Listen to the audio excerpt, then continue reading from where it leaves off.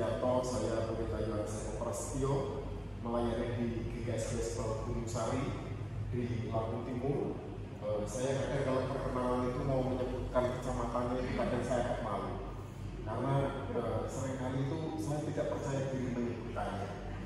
Bahwa Gunung Sari, kecamatan sekampung UB. Kata-kata itu yang seringkali membuat saya kalau perkenalan di kota itu jadi mimpi.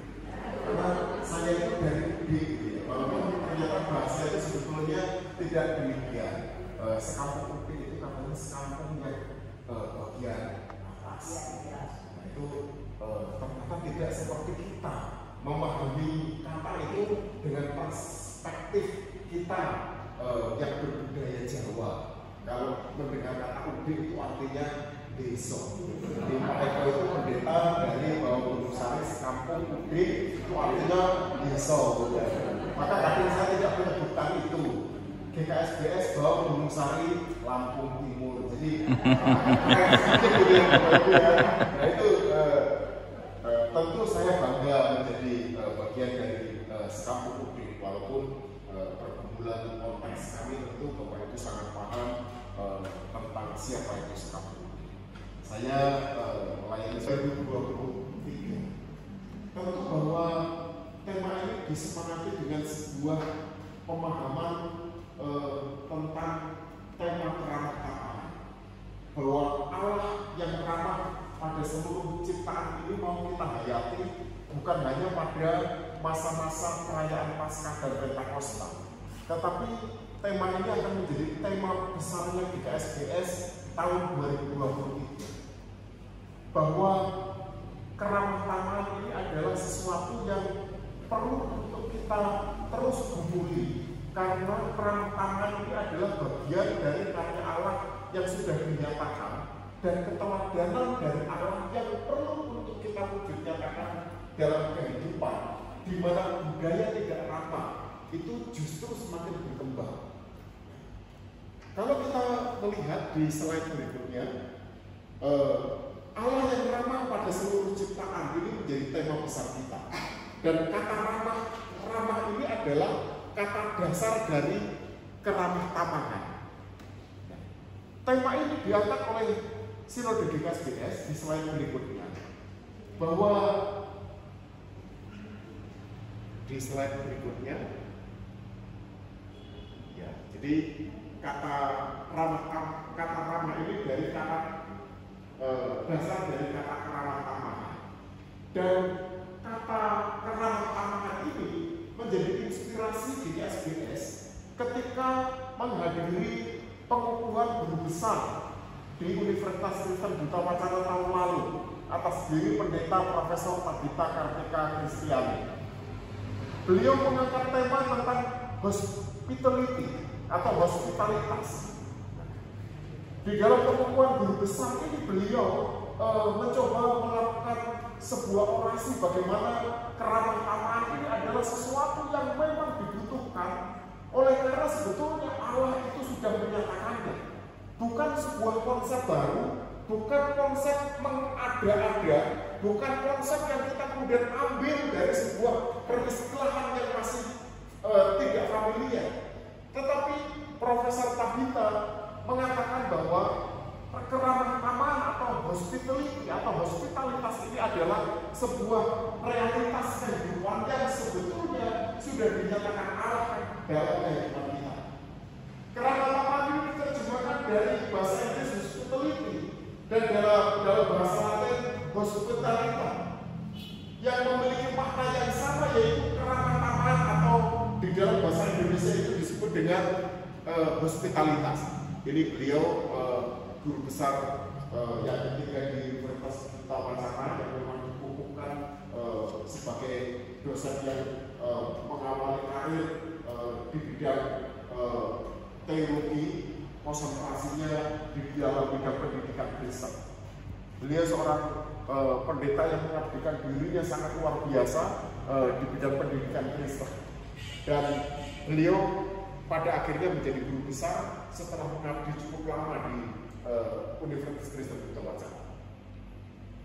Dalam kamus bahasa Indonesia, kata berikutnya, kata keramah tamahan ini mengacu kepada keramah tamahan kepada tamu. Tentu Bapak Ibu kalau dalam kamus besar bahasa Indonesia bahwa kata keramah tamahan ini mengacu kepada keramah tamahan kepada tamu, tentu konsepnya adalah konsep dunia timur. Dan konsep ini tentu konsep yang harapannya dipahami bukan konsep yang sudah tereliminasi pada zaman ini. Tentu pada zaman kita ketika tahun 80-an mungkin atau malah sebelumnya, konsep penghargaan terhadap tamu itu luar biasa. Bahwa tamu itu disebut dalam kasana budaya Jawa itu disebut sebagai raja. Tamu itu raja. Maka tamu itu sosok penting. Dan tamu itu pasti akan dihargai oleh sang penerima tamu itu atau tuan rumah. Makbarisme itu telah mengikis budaya bagaimana menghargai orang lain sebagai sosok yang penting. Maka seringkali kita tidak mudah untuk membukakan pintu terhadap orang yang mau datang ke tempat kita. Kalau dulu kita tidak kenal, kalau ada orang yang buka pintu mau mengatakan salam dalam bentuk apapun, apa itu assalamualaikum, om swastiastu, kula nuwun, sampurasun dan sebagainya, pasti kita buka. Tidak ada kecurigaan, tidak ada ketakutan, tidak ada prasangka. Tetapi kalau sekarang Bapak Ibu, kalau ada orang yang ketok pintu dengan menyebutkan salam, kita akan buka dulu order kita. Sopo ya? Nah gitu ya. Kalau kita nggak kenal, kita akan tutup kembali. Atau apalagi kalau yang datang itu adalah orang yang berpenampilan, mungkin kita mulai ada kecurigaan terhadap face tertentu. Maka kita kemudian akan menghindari penerimaan tamu itu. Itu konteks sekarang sudah mulai ada pergeseran tentang makna keramah tamahan. Kalau di kamus bahasa Indonesia dikatakan bahwa keramah tamahan kepada tamu. Jadi keramah tamahan adalah sikap ramah terhadap tamu atau orang lain. Nah ini keramah tamahan menurut kamus besar bahasa Indonesia yang kita pahami dari kata hospitality atau hospitalitas itu. Kemudian berikutnya bahwa keramah tamahan ini di beberapa negara Asia tentu mengalami sebuah gambaran yang indah karena tentu budaya Asia itu menjadi budaya timur yang sangat tinggi nilainya. Bahwa di Asia budaya komunal atau budaya komunitas, budaya bersama-sama yang ditandai dengan adanya sikap ramah, membantu, kesederhanaan, kebaikan, dan ketulusan dalam menyambut orang asing. Ini adalah ciri khasnya budaya kita, orang timur, khususnya orang-orang Asia, yang kemungkinan di beberapa tempat yang lain itu tidak dimiliki.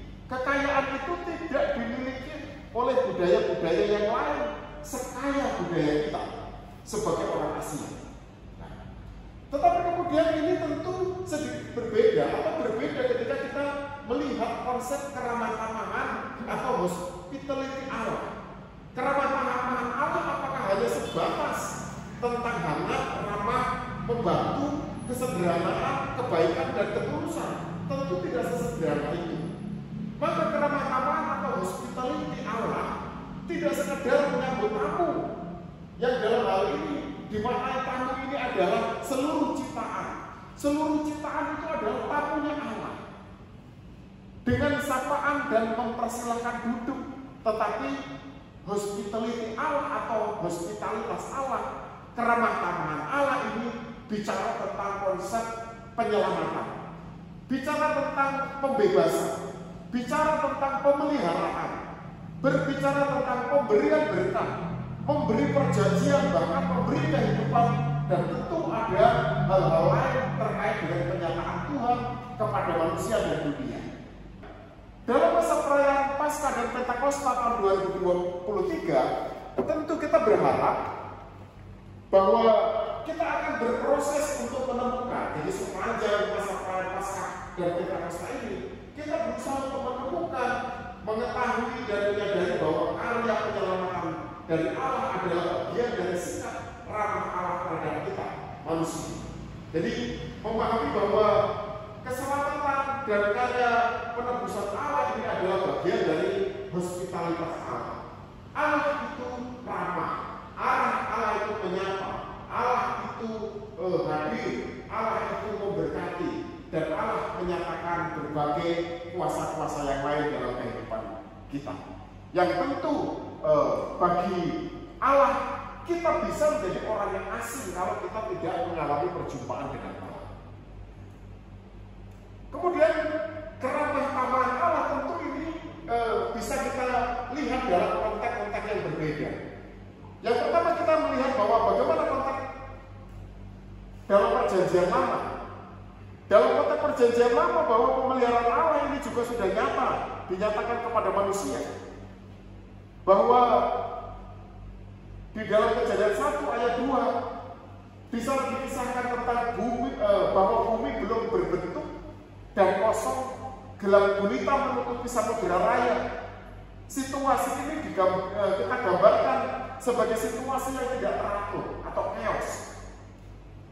Jadi Kejadian 1 ayat 2 itu berbicara ketika bahwa bumi belum berbentuk dan kosong, gelap gulita menutupi samudera raya ini dimaknai sebagai sebuah ketidakteraturan. Nah, keramah tamahan atau hospitalitas Allah itu nyata ketika dikatakan pada bacaan Kejadian 1 ayat 2 bahkan seterusnya bahwa Allah kemudian melalui rohnya, ketika dikatakan roh Allah melayang-layang di udara, melayang-layang di atas samudera, ketika rohnya melayang-layang di atas permukaan air, bahwa roh Allah ini bekerja di dalam situasi ketidakteraturan menjadi keteraturan. Maka memahami peristiwa pertama dalam Kejadian atau dalam perjanjian lama, maka keramah tamahan Allah, kehadiran Allah itu ditandai ketika Allah melalui rohnya itu hadir dalam tatanan dunia yang belum sempurna, tatanan yang belum teratur. Tuhan sudah hadir di sana. Tuhan tidak jauh, Tuhan tidak berada di dunia yang lain, tetapi Tuhan ada di dalam situasi-situasi bahkan ketika dunia ini belum teratur sekalipun. Kemudian yang kedua terkait dengan peristiwa manusia, yaitu Adam. Ketika manusia jatuh di dalam dosa, manusia kemudian memilih pilihan untuk tidak taat. Bahwa manusia kemudian mengingkari komitmen integritasnya untuk setia kepada Tuhan ketika Tuhan sudah memberi hukum-hukumnya di Taman Eden itu. Ternyata manusia kemudian tidak taat. Manusia kemudian memilih pilihan-pilihan yang berbeda. Kalau kemarin di dalam khotbah Rabu Abu kita dijelaskan bagaimana ketidaksetiaan manusia, kemudian manusia mengambil pilihan yang kemudian pilihan itu menjadikan tanggung jawab manusia harus memikul segala sesuatu yang kemudian tidak ideal. Dalam kondisi manusia yang jatuh di dalam dosa dengan dampaknya yang sedemikian tidak ringan, maka Allah tetap ramah kepada manusia. Tuhan memberikan perjanjian tentang keselamatan bagi manusia, dan ini perjanjian yang pertama bahwa manusia itu tidak akan terus mengalami penghukuman, bahwa Tuhan memberikan perjanjiannya bahwa nantinya akan ada karya penyelamatan terhadap manusia oleh Allah, di mana manusia itu sudah jatuh di dalam dosa. Di dalam Kejadian 5, bagaimana Tuhan kemudian merencanakan masa depan manusia melalui keturunan Nuh dengan anak-anak dan menantunya.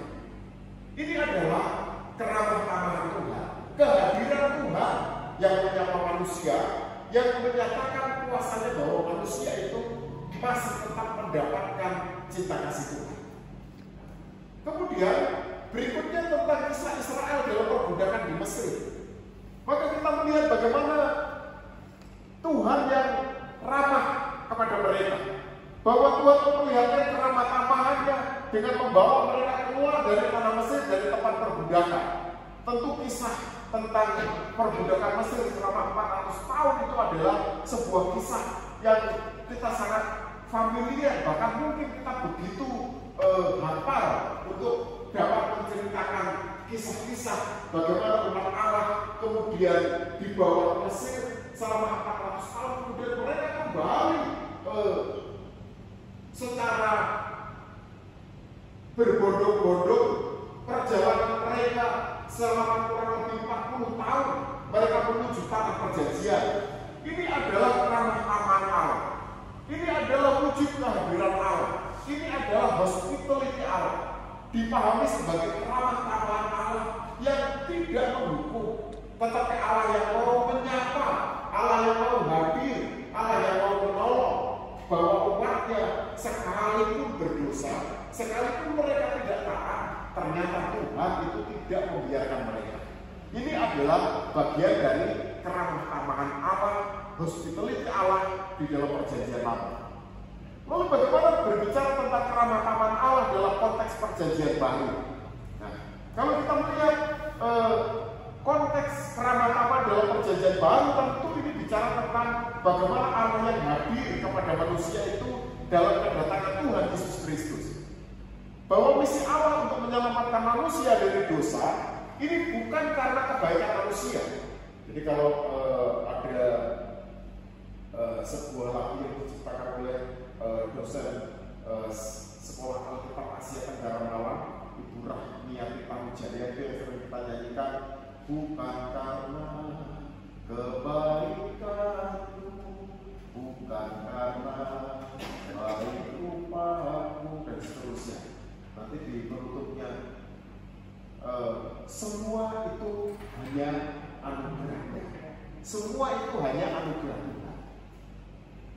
Bahwa karya penyelamatan itu bukan karena kita layak, bukan karena kita baik, bukan karena kita telah bekerja keras untuk mendapatkan itu, tetapi semua itu adalah karena anugerah Tuhan. Semua adalah karena keramah tamahan Allah. Semua karena hospitality Allah. Bukan karena kebaikan manusia, bukan karena kekuatan manusia ataupun kegagalan manusia, melainkan karena kasih Allah, keramah tamahan Allah, hospitality Allah bagi dunia. Kalau dalam Yohanes 3 ayat 16, karena begitu besar kasih Allah akan dunia ini, sehingga Ia mengaruniakan anaknya yang tunggal, supaya setiap orang yang percaya kepadanya tidak binasa, melainkan beroleh hidup yang kekal. Ini adalah keramah tamahan Tuhan yang menyapa umatnya yang sebetulnya tidak layak untuk menerimanya, tidak layak untuk menerima anugerah itu. Kalau ukurannya adalah bicara tentang keadilan. Kalau bicara tentang keadilan, maka manusia harus dihukum. Orang yang bersalah, orang yang berdosa itu harus dihukum. Tetapi Allah bicara tentang kasih-Nya. Maka kalau kita bicara tentang Allah, bicara tentang Yesus Kristus, maka tentu kita tidak bisa hanya bicara tentang keadilan Tuhan, tetapi kita juga harus bicara tentang kasih Tuhan. Karena antara kasih dan keadilan ini harus menjadi milik Tuhan yang berjalan beriringan. Tuhan kalau hanya bicara tentang keadilan, maka manusia harus hidup. Tetapi bicara kasih, maka disinilah anugerah Tuhan diberikan kepada kita.